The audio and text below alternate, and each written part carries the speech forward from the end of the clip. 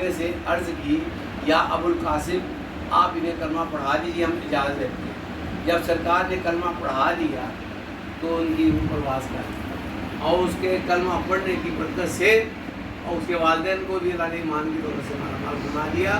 اور جب سرکار نے ان کا جنازہ کے ساتھ چل رہے تھے تو صحابہ کرام نے دیکھا کہ آپ ایڑیاں اٹھا ڈالے چل رہے ہیں، خالی آدھے گھنٹے کا وہ صحابی ہے، نہ انہیں ابھی نمازیں پڑھی، نہ عبادت کی، نہ روزے رکھے، نہ زکوٰۃ کی، نہ حج کیا، کچھ بھی نہیں کیا۔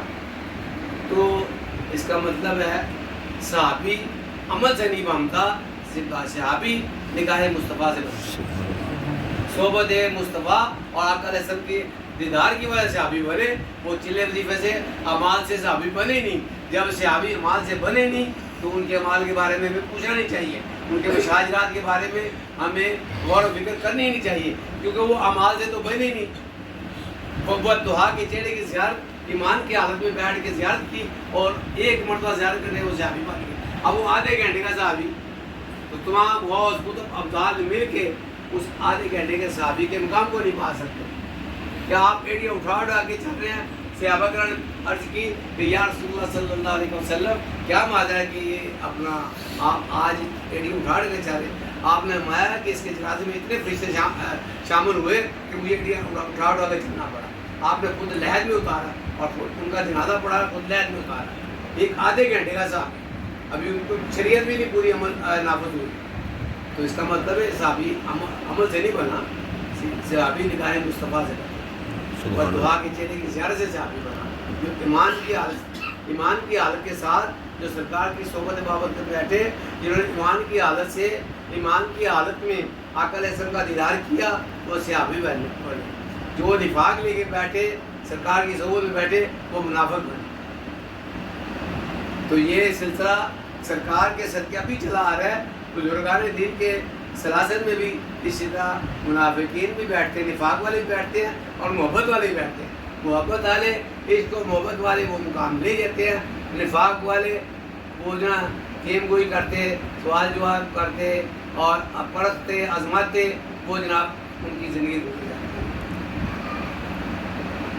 ہم نے یہ کس کا گانا ہے، ہم اس عظمتیں رہتے ہیں کہ یار ابھی بڑا وقت ہے، یار ابھی بڑا وقت ہے، ہم سوچتے رہے ابھی تو پیر صاحب کی بڑی عمر مبارک ہے، بڑا ٹائم ہے، لیکن پیر صاحب ایک دم تشریف لے گئے۔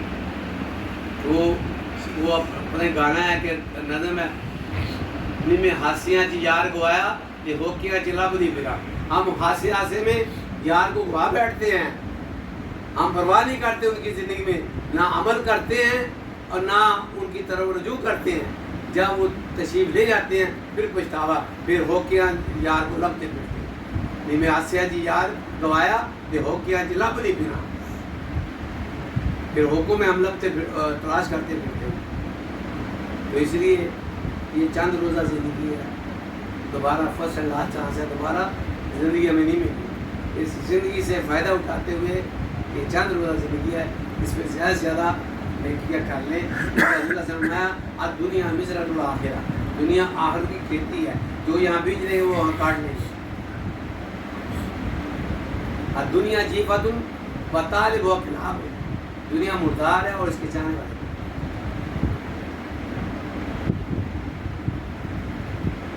دنیا سجن المومن و جنت الکافر، دنیا مومن کے لیے قید خانہ ہے اور کافر کے لیے جنت ہے۔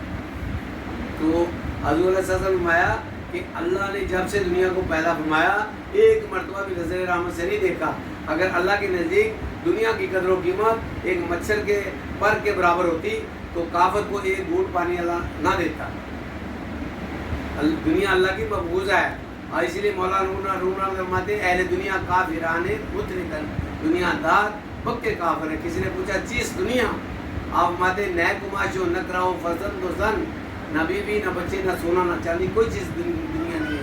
تو کیا کس چیز کا نام لیا فرمایا آج خدا غافل بدن، جو اللہ کی یاد سے غافل کر دے وہ دنیا۔ تو اس لیے سلطان باور میں جو دم غافل سو دم کافر، جو گھڑی اللہ کی یاد سے غفلت میں گزری وہ کفر میں گئی۔ تو ایک ایک لمحہ ایک ایک سال کا حساب دینا اللہ کی بات ہے۔ ہمیں زندگی دی اس کو کیسے گزارا، تمہیں دولت دی اس کو کیسے صرف کیا، اولاد دی ان کی تربیت کیسے کی، یہ سارے سوال جواب آپ کو پوچھے جانے ہیں۔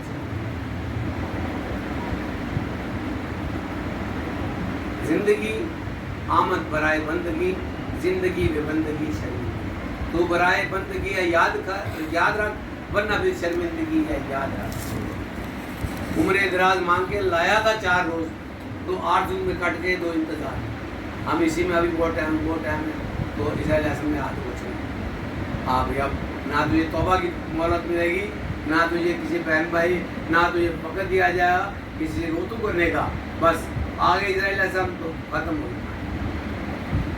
اس لیے کہتے ہیں کہ مرنے سے پہلے توبہ کر، یہ وقت اللہ نے توبہ کا زندگی کی غنیمت دی ہے، تو اس زندگی میں فائدہ اٹھاتے ہوئے اس کی طرف رجوع کریں، توبہ کریں۔ یہ دنیا عارضی ہے، عبداللہ فرمایا دنیا مٹی کی ہے آخرت سونے کی ہے۔ احمق ہے وہ شخص جو مٹی کو حاصل کرنے کی کوشش کر رہا ہے لیکن سونے کی فکر نہیں کرتا۔ اس لیے کوشش کرے جاگ لے افلاک کے سائے تلے، حشر تک سوتا رہے گا خاک کے سائے تلے۔ اس لیے اس کو نعمت جانے، اس گھڑی کو وقت کو ضائع نہ کرے۔ ہم نے بہت ٹائم ضائع کر دیا، اب جو لمحات اللہ نے ہمیں عطا فرمائے، جو زندگی کے لمحات میسر آئے، جو وقت ملا، اس وقت کو غنیمت جانے، ان لمحات کو غنیمت جانتے ہوئے اور زیادہ زیادہ لوہے لوہے پلہ پڑیے یہ تو بھاڑا بننا، شام کوئی بن شام کھا جانا کرنا۔ یہ زندگی سے فائدہ اٹھاتے ہوئے اپنا کاسہ جہاں اپنا دل نیکیوں سے بھر لے، ایسا نہ ہو تیری زندگی کا سورج غروب ہو جائے، شام پئی بن شام محمد، اور تو محبوب کی محبت کے بغیر جائے گا تو گھر